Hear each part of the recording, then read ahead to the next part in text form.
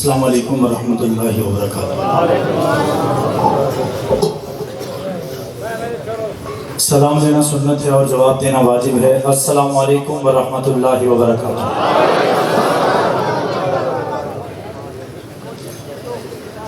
الحمدللہ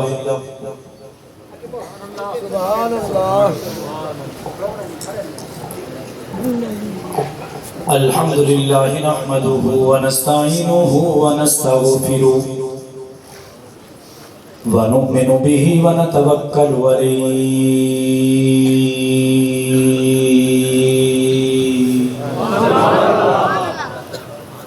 ونعوذ باللہ من شرور انفسنا ومن من يهده الله فلا مضل له ومن يضلل فلا هادي له ونشهد ان لا اله الا الله وحده لا شريك له ولا وزير له ولا مشير له ولا معين له وصل على سيد الرسل وخاتم الأنبياء المبعوث إلى كافة للناس بشيرا ونذيرا وداعيا إلى الله بإذنه وسراجا منيرا أما بعد فأعوذ بالله من الشيطان الرجيم بسم اللہ الرحمن الرحیم قال اللہ تبارک و تعالی فی کلامہ المجید وفرقان الحمید ان الذین قالوا ربنا اللہ ثم استقاموا وقال في موضع آخر محمد رسول اللہ والذين معه أشداء على الكفار رحماء بينهم وقال النبي صلى الله عليه وسلم أصحابي كالنجوم فبأيهم اقتديتم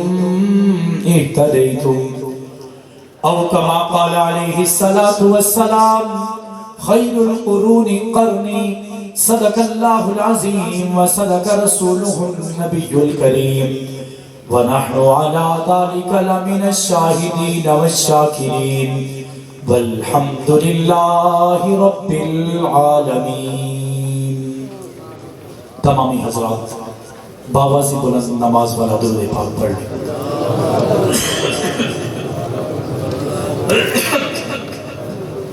بلند آواز سے اللہم صلی اللہ علیہ وسلم۔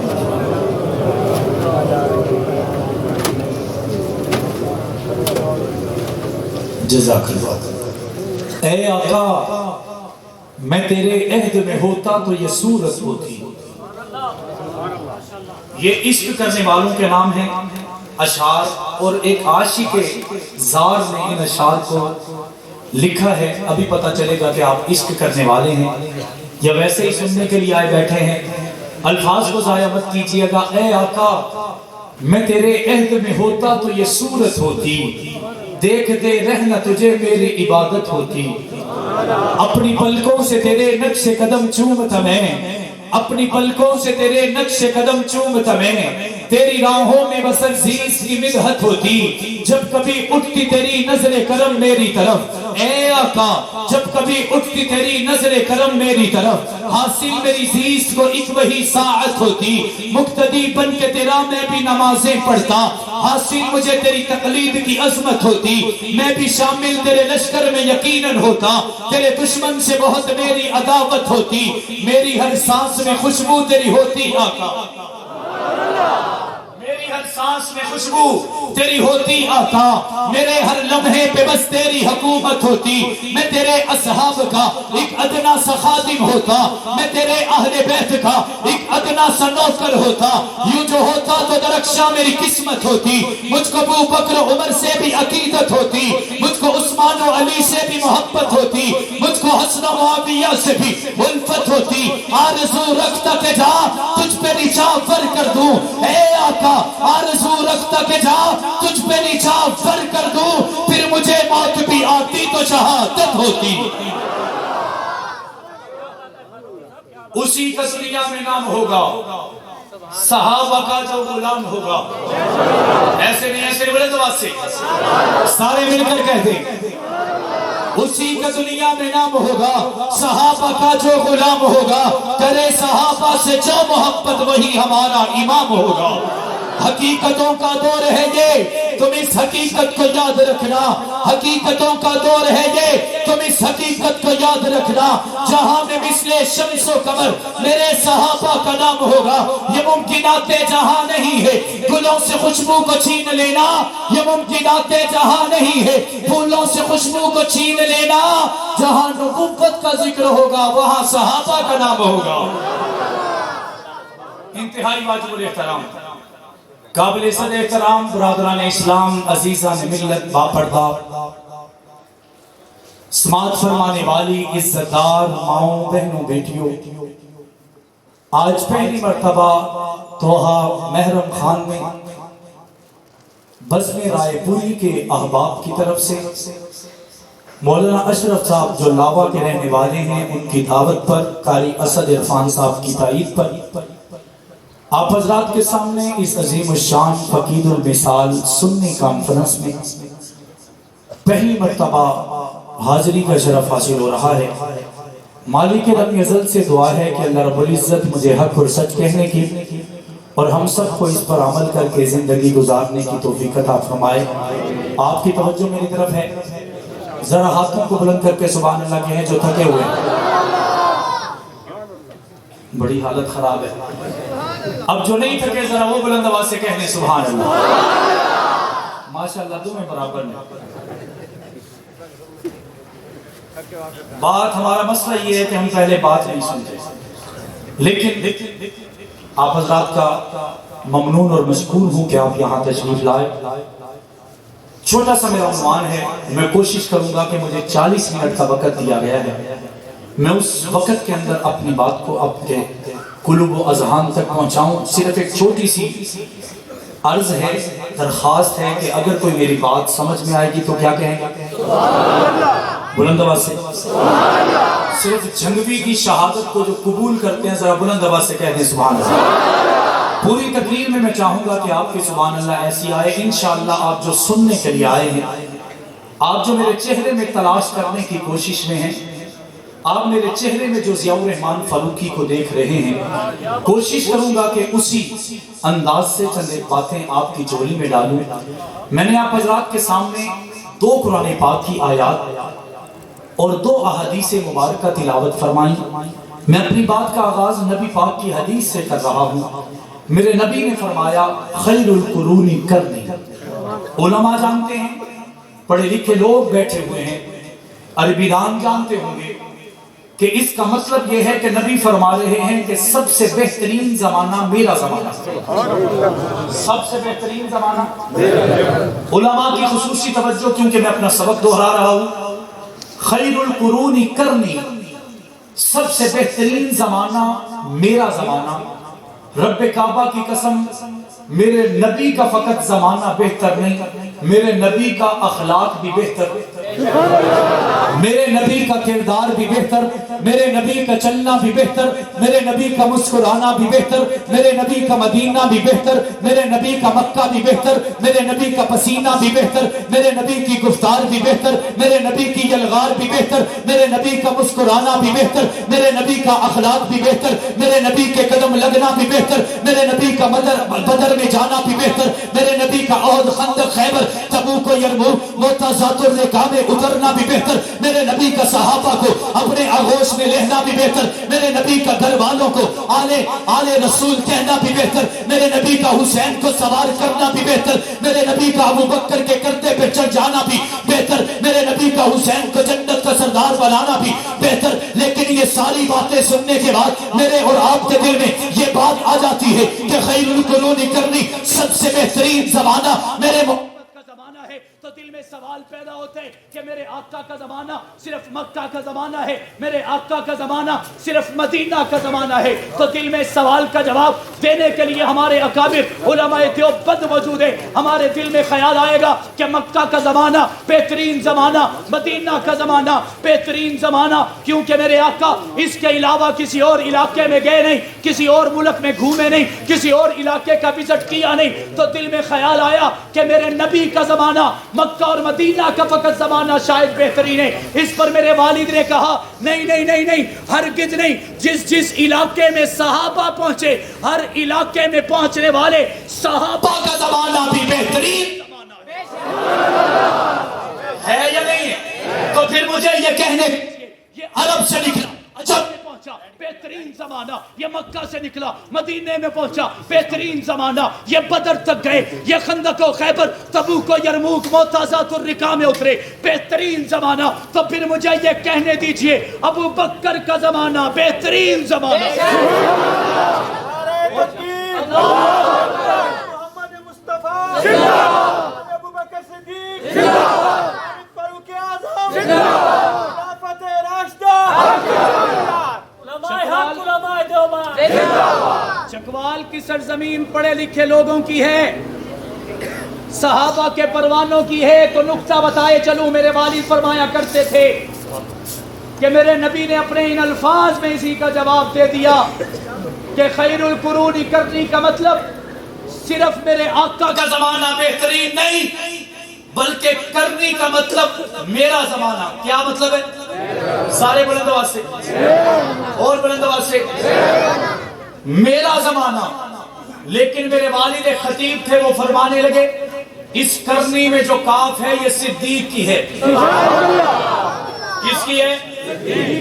اس کرنی میں جو راہ ہے یہ عمر فاروق کی ہے، اس کرنی میں جو نون ہے یہ عثمان غنی کی ہے، اس کرنی میں جو یا ہے یہ علی المرتضی شیر خدا کی ہے۔ تو پھر پتا چلے گا ابو بکر کا زمانہ بھی بہترین زمانہ، عمر کا زمانہ بھی بہترین زمانہ، عثمان کا زمانہ بھی بہترین زمانہ، علی کا زمانہ بھی بہترین زمانہ، طلحہ کا زمانہ بھی بہترین زمانہ، زبیر کا زمانہ بھی بہترین زمانہ، سعد کا زمانہ بھی بہترین زمانہ، عبد الرحمن کا زمانہ بھی بہترین زمانہ، حسن کا زمانہ بھی بہترین زمانہ، حسین کا زمانہ بھی بہترین زمانہ۔ میں اپنے الفاظ کو بڑھا کر یہ کہہ دینا چاہتا ہوں، قسط دنیا سے لے کر امریکہ تک، افریقہ سے لے کر جنگلات بحرین تک جتنا بھی کلمہ پہنچا، اس کلمہ پہنچانے والے امیر معاویہ کا زمانہ بھی بہترین زمانہ ہے۔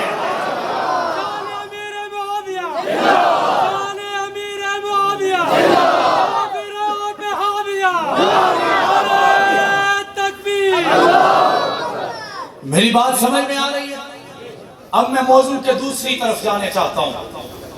میرے صحابہ کا زمانہ بہترین زمانہ، ان صحابہ کی صفوں میں دیکھتا ہوں تو مجھے شرمندگی اور ندامت کے علاوہ آج کے ماحول کو دیکھ کر اور کچھ نہیں محسوس ہوتا۔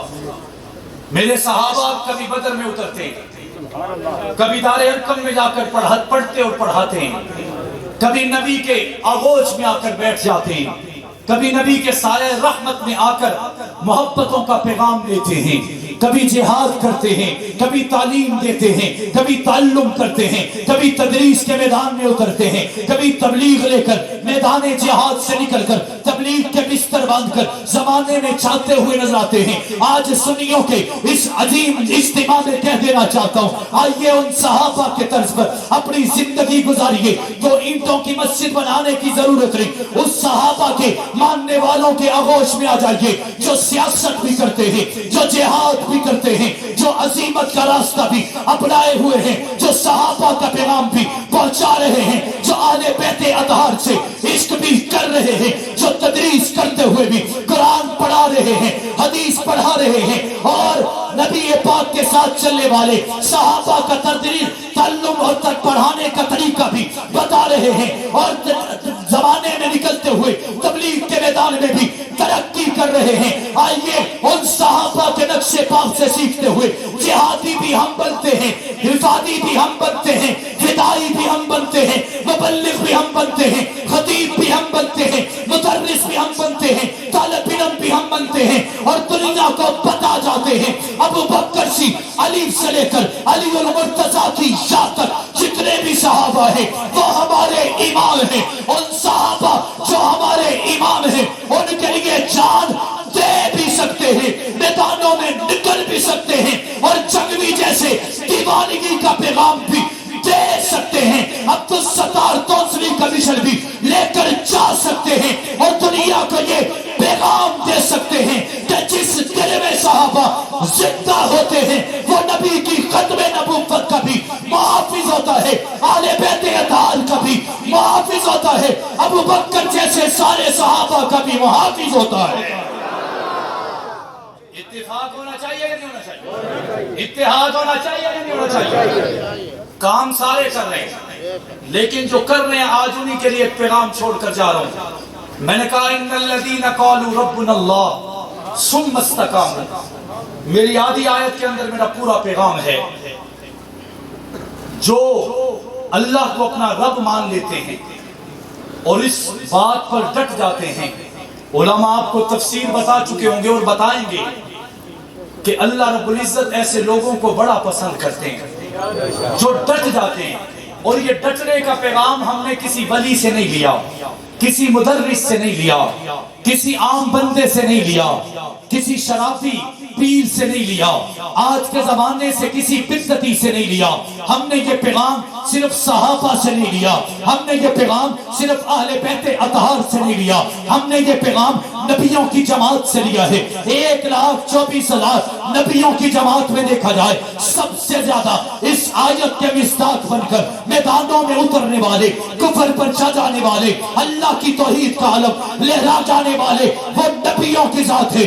آج تک شاید آپ نے یہ سنا نہ ہو، میں آپ کو ضیاء الرحمان فاروقی کا بیٹا بتائے دیتا ہے کہ 1,24,000 نبیوں کی دعوت یہی تھی، توحید کا پیغام تھا. لیکن اس کے بدلے میں ان کو حلوے نہیں ملے تھے، ان کو خوشیاں نہیں ملی تھی، ان کو میدانوں میں اتارا گیا تھا، پابند سلاسل کیا گیا تھا، تختہ دار پر لٹکا دیا گیا تھا. لیکن سب کچھ کرنے کے بعد وہ اللہ کی توحید کے نعرے پر ڈٹے رہے تھے، جوانیاں لٹاتے گئے تھے، اللہ کے نام کو بلند کرتے چلے گئے تھے. 18,000 نبی کتنے؟ 18,000 نبی ذبح ہوئے ہیں. 18,000 نبی،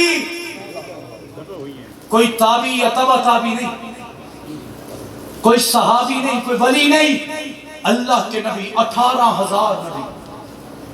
کتنے نبی؟ 18,000. اور یہ صحابہ انہی سے سیکھتے تھے اور ڈٹ جاتے تھے. میں کیا صحابہ کی بات کروں، میرے والد کہتے ہیں میں نے تورات کو پڑھا، میں نے تورات کو پڑھا جو حضرت موسیٰ پہ نازل ہوئی. لیکن آپ تصور کر سکتے ہیں موسیٰ پہ نازل ہونے والی کتاب کے اندر 13 مرتبہ موسیٰ کے صحابہ کا ذکر اور 17 مرتبہ محمد کے صحابہ کا ذکر. کہتے ہیں میں نے زبور کو پڑھا، حضرت داؤد پہ نازل ہوئی.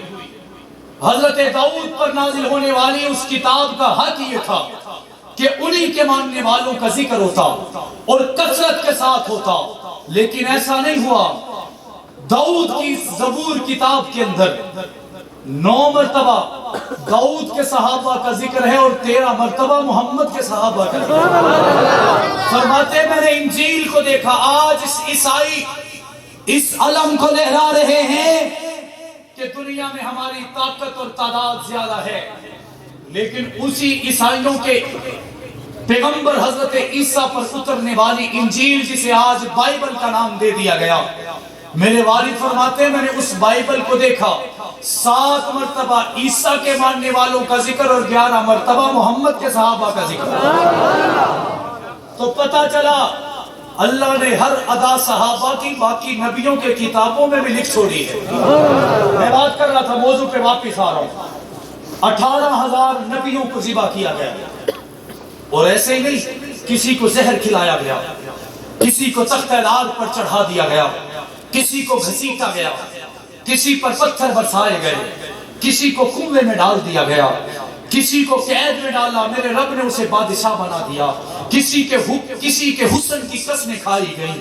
18,000 نبیوں نے اللہ کی توحید کا علم لہراتے ہوئے صرف ایک لائن پر اپنی جانیں قربان کر دی، قولوا لا الہ الا اللہ تفلحون. لیکن اس نعرے کی بنیاد پر کسی نبی نے اپنے قدم پیچھے نہیں ہٹائے، کوئی چھوڑ کر نہیں گیا، کوئی کام سے بھاگ نہیں گیا. ہر نبی اللہ کی توحید کا نعرہ بلند کرتے ہوئے ڈٹتا ہوا نظر آیا، اپنی جان کا نذرانہ پیش کرتا ہوا نظر آیا. پیچھے ہٹتے کسی نبی کو نہیں دیکھا گیا، کیونکہ اللہ کی توحید کا پیغام یہی ہے، جو ڈٹتے چلے جاتے ہیں اللہ کی مدد ان کے ساتھ شامل حال ہوتی چلی جاتی ہے.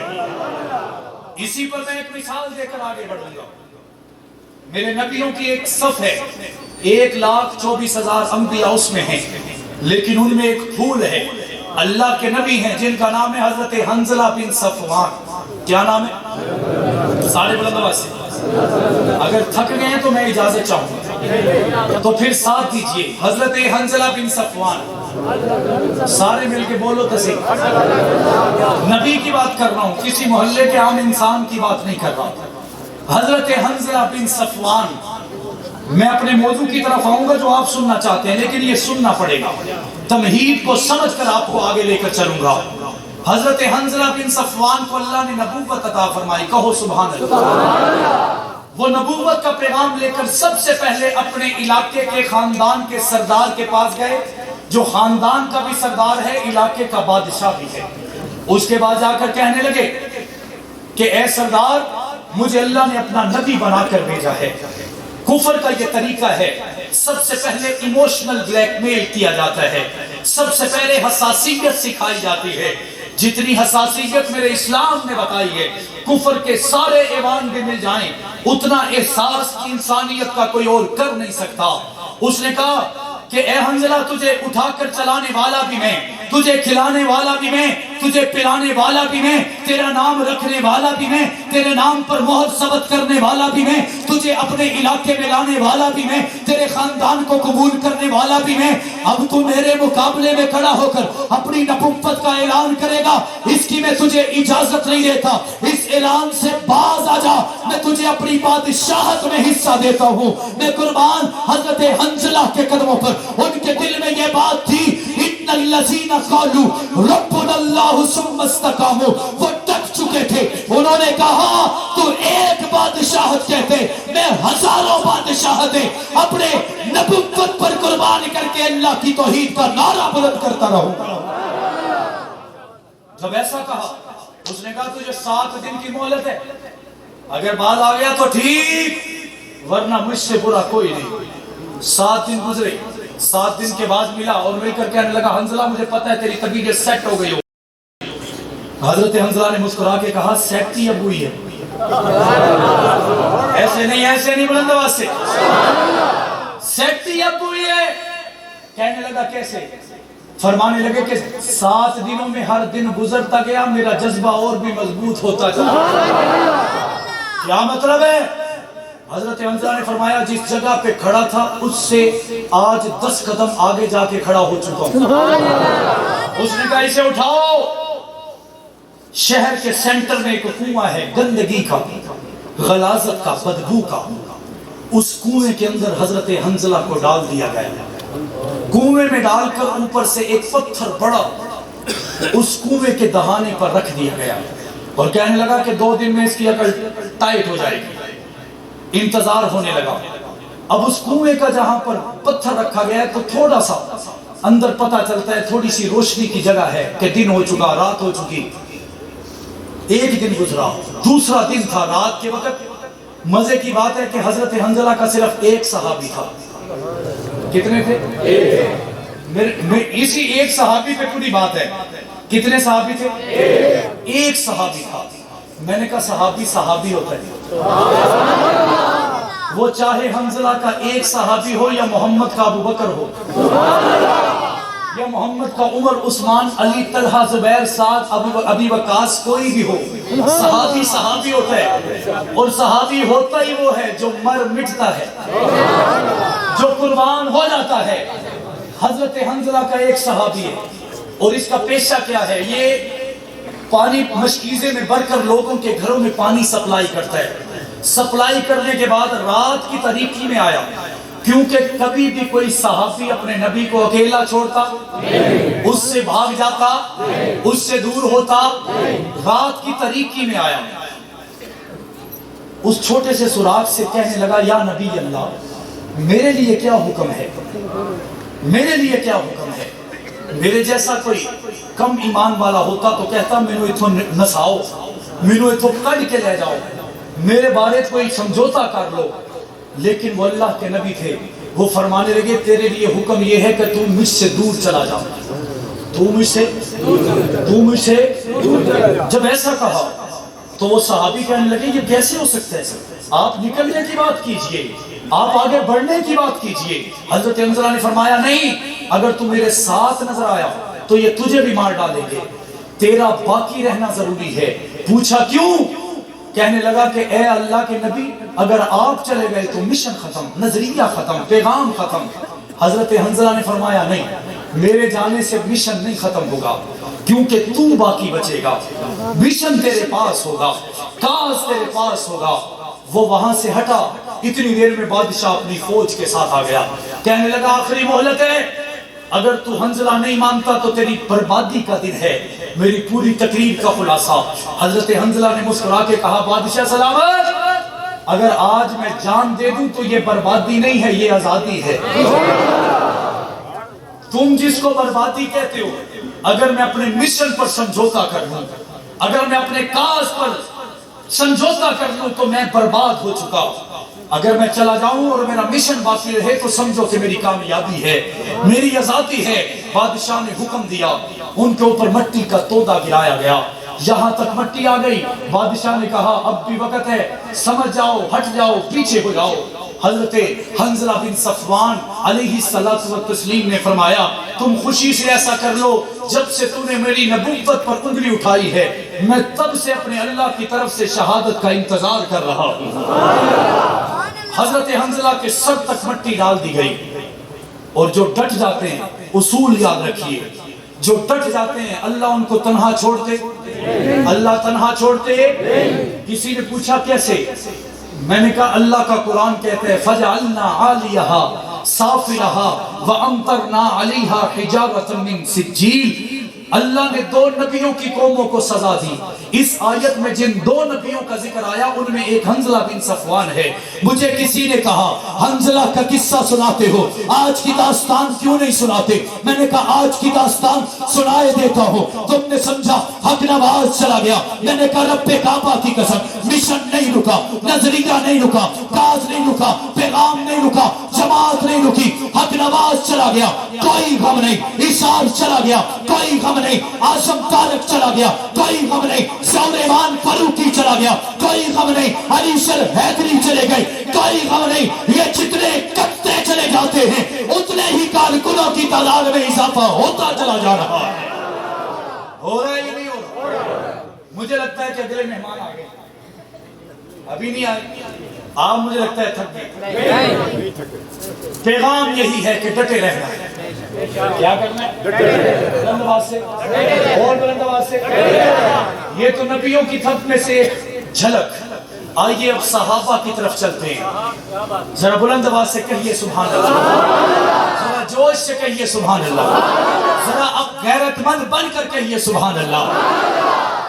میرے نبی کے تکبیر، نام مصطفیٰ، نام مصطفیٰ، نام صحابہ، نام صحابہ، زندہ ہے جنگوی، صدیق کا جنگوی، فاروق کا جنگوی، عثمان کا جنگوی، حیدر کا جنگوی، جیلوں میں جا کر بھی، میدان میں اب بھی، انبیاء کی شکل میں۔ میری بات سمجھ میں آ رہی ہے؟ میرے نبی کے 3 صحابی 1.25 لاکھ صحابہ میں سے ایسے ہیں جو سب سے زیادہ حسین ہیں۔ کون ہے؟ حسین ہیں۔ کیا ہے؟ شاید آپ کو یہ پہلے کسی نے نہ بتایا۔ میرے نبی کے 3 صحابی سب سے زیادہ خوبصورت ہیں، ان میں پہلا نمبر حضرت خباب بن عدی کا ہے۔ انہیں جب پھانسی کے پھندے پر چڑھایا جانے لگا تو اس وقت کے سامراج نے کہا کہ ایک طرف تجھے پھانسی لگائی جائے، دوسری طرف تیرے محمد کو نعوذ باللہ لٹکایا جائے، تو یہ کہہ دے کہ ان کو لٹکاؤ مجھے بچا ڈالو تو تجھے چھوڑ دیا جائے گا۔ حضرت خباب خوبصورت انسان صحابی نے کہا کہ تم پھانسی کی بات کرتے ہو، میں تو یوں کہتا ہوں ایک طرف مجھے پھانسی لگنا ہو، دوسری طرف میرے محمد کے پاؤں پہ کانٹا چبھنا ہو، میں ان کو کانٹے سے بچا جاؤں گا، خود پھانسی کے پھندے پہ جھول جاؤں گا۔ میں نے کہا میرے نبی کے صحابی یہ ہیں، دوسرے کا نام ہے دحیہ قلبی، کیا نام ہے؟ خباب بن عدی، دحیہ قلبی، اور تیسرے کا نام ہے حذیفہ سہمی، کیا نام ہے؟ کیا نام ہے؟ نبی پاک کے جانے کے بعد رومیوں سے لڑائی ہوئی، حضرت ابوبکر کی رفاقت میں ان کے حکم پر لڑائی لڑی گئی، مسلمانوں کو کامیابی نہ ہوئی، 600 صحابی گرفتار ہوئے۔ کتنے؟ بلند آواز سے 600 صحابی گرفتار ہوئے۔ ان 600 صحابیوں کو شاہ روم کے دربار میں پیش کیا گیا۔ شاہ جی تشریف لا چکے ہیں، جب مہمان آ جاتا ہے تو پتہ چلتا ہے کہ مولوی جی بس کرو۔ میں ایک جگہ بیان کر رہا تھا تو وہاں پہ جو میزبان تھا اس کے ہاتھ میں گھڑی بھی نہیں تھی، پھر بھی ٹائم دیکھ رہا تھا، کبھی ٹائم دیکھتے وہ ادھر کو گزرے کبھی ادھر کو گزرے۔ میں نے اسے کہا مولوی صاحب آپ کو گھڑی لے دوں؟ کہنے لگا آپ سمجھ تو گئے ہیں، مہمان کے آنے کا مقصد یہی ہوتا ہے۔ قائد اہل سنت بھی انتظار میں ہے، میں بس اپنی بات کو اختتام کی طرف لے چلتا ہوں۔ شاہ روم کے پاس 600 قیدیوں کو لایا گیا۔ کتنے؟ 600۔ بلند آواز سے میں اپنے اکابر کے الفاظ آپ کے سامنے نقل کر رہا ہوں۔ شاہ روم اپنے تخت پر بیٹھے، اس نے سب سے آگے کھڑے ہونے والے حذیفہ کو بلایا اور بلا کر کہا کہ تیرا نام کیا ہے؟ حذیفہ۔ عمر کیا ہے؟ 22 سے 25 سال۔ کہنے لگا کہ تو ان بدوؤں کے ساتھ کیوں آیا ہے؟ نعوذ باللہ تو ان بدوؤں کے ساتھ کیوں آیا ہے؟ حضرت حذیفہ نے کہا کہ تو مجھے کچھ بھی کہہ لے، انہیں کچھ نہ کہنا، یہ میرے امام ہیں۔ میں کیا لینے آئے ہو؟ کہنے لگا میں ان کے ساتھ مل کر اپنے معبود کی عظمت کا پھریرا لہرانے آیا ہوں۔ بادشاہ نے کہا تیرے لیے ایک پرپوزل ہے، تو مجھے یہ بتا تجھے پتہ ہے تو کتنا خوبصورت ہے؟ حضرت حذیفہ نے کہا مجھے نہیں پتا۔ اس نے شاہی آئینہ بلوایا، شاہی آئینہ لا کر حضرت حذیفہ کے سامنے رکھا گیا۔ حضرت حذیفہ نے اس آئینے میں دیکھا، بادشاہ کہنے لگا کہ اس آئینے میں دیکھ اس جیسا حسین کوئی ان 600 افراد میں سے اور ہے؟ حضرت حذیفہ نے کہا ہوگا۔ وہ کہنے لگا نہیں، تو ان بدوؤں کے ساتھ آیا ہے، کوئی ایک بھی تیرے جیسا حسین نہیں۔ حضرت حذیفہ نے کہا تو چاہتا کیا ہے؟ اس نے کہا تیرے لیے ایک پرپوزل ہے، تیرے لیے ایک پیکج ہے۔ وہ کیا ہے؟ اس بادشاہ نے کہا کہ میں تجھے اپنی بیٹی کا رشتہ دوں گا، میں اپنی تجھے بیٹی کا، لیکن ایک شرط ہے۔ حضرت حذیفہ نے پوچھا وہ کیا ہے؟ وہ کہنے لگا کہ شرط یہ ہے کہ تجھے محمد کو چھوڑنا پڑے گا، تجھے محمد سے برات کا اعلان کرنا پڑے گا۔ حضرت حذیفہ کی آنکھوں میں آنسو آئے، فرمانے لگے کہ الٹا لٹک سکتا ہوں، جان دے سکتا ہوں، محمد کو چھوڑنے کا سوال ہی پیدا نہیں ہو سکتا۔ اس نے کہا چلو رشتہ بھی نہیں دیتا، رشتہ بھی دوں گا، ساتھ میں اپنی بادشاہت میں حصہ بھی دوں گا۔ حضرت حذیفہ نے مسکرا کے کہا ایسی 50 بادشاہتیں میں محمد کے قدموں پہ قربان کر سکتا ہوں۔ اس بادشاہ کو غصہ آیا، اس بادشاہ نے حضرت حذیفہ کے لیے ایک محل کے اندر حضرت حذیفہ کو بھیجا۔ اس محل کے اندر 6 نوجوان لڑکیاں بھیجی۔ یہ ایک الگ عنوان ہے کہ وہ 6 کی 6 حسینائیں اپنے حسن کو ملا کر حذیفہ کے حسن کا مقابلہ نہیں کر سکی۔ حضرت حذیفہ کو اس کوٹری کے اندر ڈال دیا گیا اور 6 کی 6 نوجوان لڑکیاں اسی کوٹری کے اندر، اسی بنگلے کے اندر بیچ دی گئی۔ 7 دن کے بعد بادشاہ نے کہا اس حذیفہ کو لے کر آؤ، اس کی عقلی نکل چکی ہوگی، اس کے تقوی کا امتحان ہو چکا ہوگا، ہونا تو یہ چاہیے تھا۔ 7 دن کے بعد جب دروازہ کھلتا ہے، اس دروازہ کھلنے کے بعد حذیفہ کی نظریں جھکی ہوئی ہوتی، وہ 6 کی 6 عورتیں خوش و خرم ہو کر وہاں سے نکلتی نظر آتی، لیکن ایسا نہیں ہوا، الٹ ہو گیا۔ 6 کی 6 عورتوں کی نظریں جھکی ہوئی ہیں اور حذیفہ نظریں اٹھا کے مسکرا رہے ہیں۔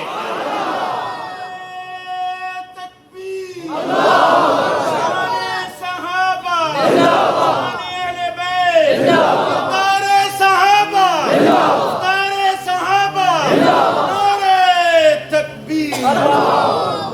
بادشاہ ان لڑکیوں سے پوچھنے لگا کی بنے ہیں؟ ان کے چہرے اترے ہوئے ہیں، جو سنگار کر کے گئی ہیں اسی حالت میں آ گئی ہیں۔ بادشاہ نے پوچھا ہوا کیا ہے؟ وہ کہنے لگی اے بادشاہ کی دے پیٹے پا چھڑیا ہے، کوئی انسان نہیں ہے کہ کوئی خدا دا فرشتہ ہے۔ یہ کوئی انسان نہیں ہے، یہ تو خدا کا کوئی فرشتہ ہے۔ بادشاہ نے پوچھا ہوا کیا؟ وہ کہنے لگی جتنے دن اس کے ساتھ چھوڑا ہے ہر طریقہ آزما لیا، لیکن ان 7 دنوں میں ایک مرتبہ بھی حذیفہ نے اپنی نظروں کو اٹھا کر ہماری طرف نہیں دیکھا ہے۔ میں نے کہا اسی کو اللہ کا قرآن کہتے ہیں ما ھذا الا بشرا، ما ھذا الا بشرا ان ھذا الا ملک کریم۔ تو پھر پتا چلا کہ حذیفہ نے کردار اپنا کے نبی کی خوبصورتی کا، نبی کی کردار کا، نبی کی للکار اور گفتار کا حق کی سمجھاس سے ادا کر دیا۔ بادشاہ آگ بگولا ہو گیا، اپنے تخت کے سامنے دیوار کے ساتھ لگا کر حضرت حنظلہ کے دونوں ہاتھوں کو یوں کھڑا کر کے ان ہاتھوں کے اندر کیل ٹھونکے گئے اور کیلوں کو دیوار کے اندر چڑھ دیا گیا۔ لیکن حضرت حذیفہ اس ظلم کو سہ کر بھی جو نعرہ لگا رہے تھے وہ توحید کا نعرہ تھا، وہ محمد کا نعرہ تھا۔